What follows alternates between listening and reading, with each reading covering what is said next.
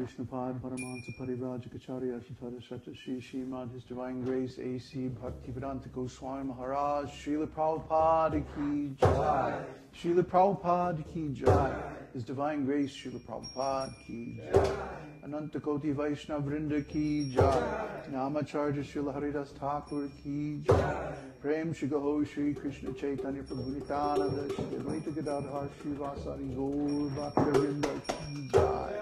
Shri Shri Radha Krishna Gopa Gopinath Shama Kund Radha Kund Giri Govardhan Ki Jai. Shri Vrindavan Dham Ki Jai. Shri Mayapur Navadvip Dham Ki Jai. Shri Jamuna Mai Ki Jai. Jalangi Mai Ki Jai. Ganga Mai Ki Jai. Bhakti Devi Ki Jai. Tulsi Maharani Ki Jai. Gaur Premanandi. All glories to the assembled devotees. All glories to the assembled devotees. All glories to the assembled devotees. All glories to Shri Shri Guru Gauranga. All glories to Srila Prabhupada. All glories to Balaji. Vishnu Padaya Krishna Prasthaya Guru Smriti Bhaktivedanta Swami Namaste Saraswati Devi Gauravani Pachana Shri Shri Srinivasa. You planned that. No, it's spontaneous.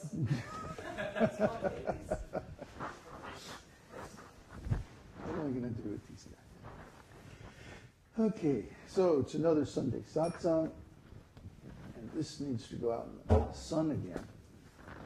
Cooled off. It got all funky. So, it's been a strange week. Huh? Oh, yeah, mine too.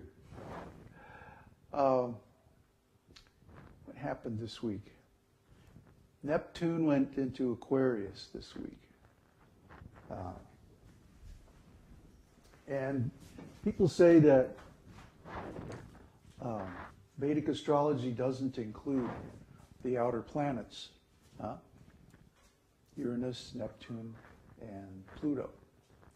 But actually, it does include them as higher harmonics of Mercury, Venus, and like that. So we recognize that the higher planets do have an influence. Once you become attuned to them, you can feel their influence. And the influences certainly register on the public, especially in terms of spiritual things, subtle things. Whereas the inner planets may have a lot of influence on ordinary, mundane kind of things. The outer planets have more influence on subtle things. For example, Mercury. If Mercury influences the mind and communication among people on a human level, then Uranus, being the higher octave of Mercury, influences the spiritual conceptions of people and communication on a spiritual level, communication with God. That means that the position of Neptune and the transits that it engages in will influence the conception of religion, of spiritual life. And we just saw, for example, a nice transit of Saturn opposing Uranus. Saturn opposing Uranus always means something old and something new. Something borrowed, something blue.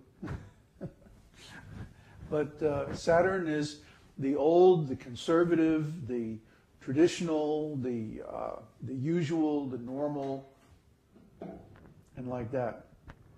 And Uranus is always the new, the unexpected, strange, the unanticipated, innovation, in other words. So whenever we see that, we know something is going on in society that's new. The last time we saw it was back in the 60s, early 60s. And of course, back in the early 60s, what happened?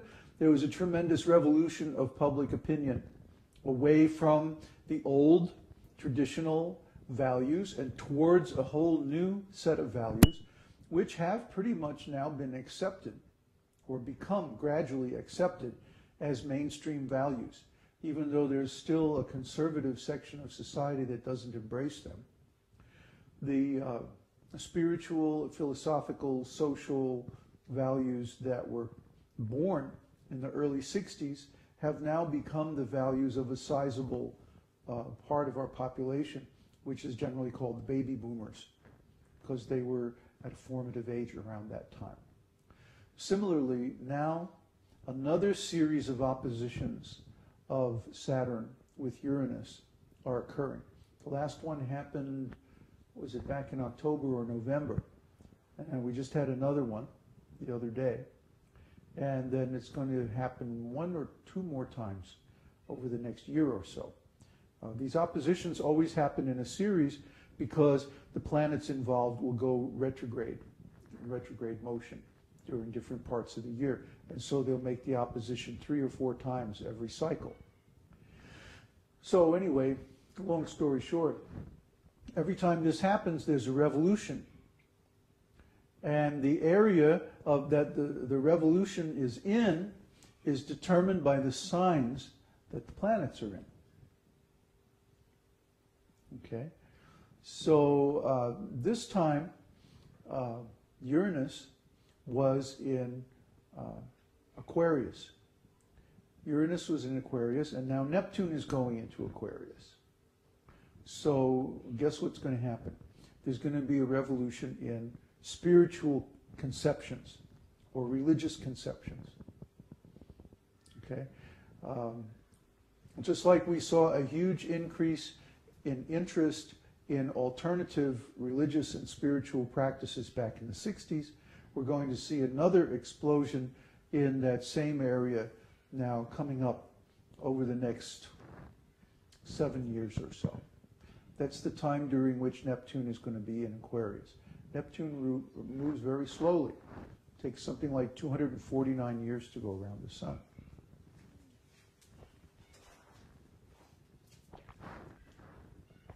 So, of course, that includes 2012. So from now through 2012, there's going to be a tremendous interest in and increase in various alternative religious approaches. And it's going to be a blanket thing. It's going to cover the whole society because these outer planets are very general in their influence, very broad in their powers. So we expect to see over the whole society a shift in values from traditional, what are now considered mainstream religions, to a large number of smaller alternative concepts of religion. And some people will think, oh, this is bad, because now we already have so many different sects of Christianity, for example, or Islam, or any of the major religions. And that means we're going to have more? Well, yeah. And actually, that's a good thing. That's a good thing. Competition always means an advance in any particular area. It always means that there are going to be different belief systems rubbing up against each other, and the best ones are going to prevail. For example, we can look at it in the computer area, for example. For a long time, Microsoft Windows was the dominant operating system or software platform. And basically, this was a huge consolidation because before that, there were many different systems.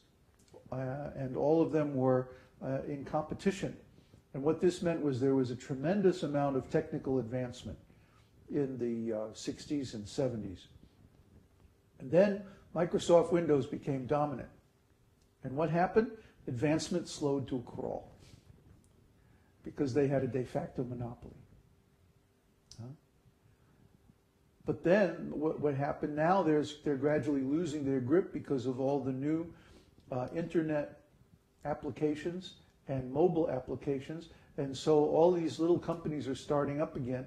Linux is making tremendous inroads. Apple OS X is making tremendous inroads into their market share.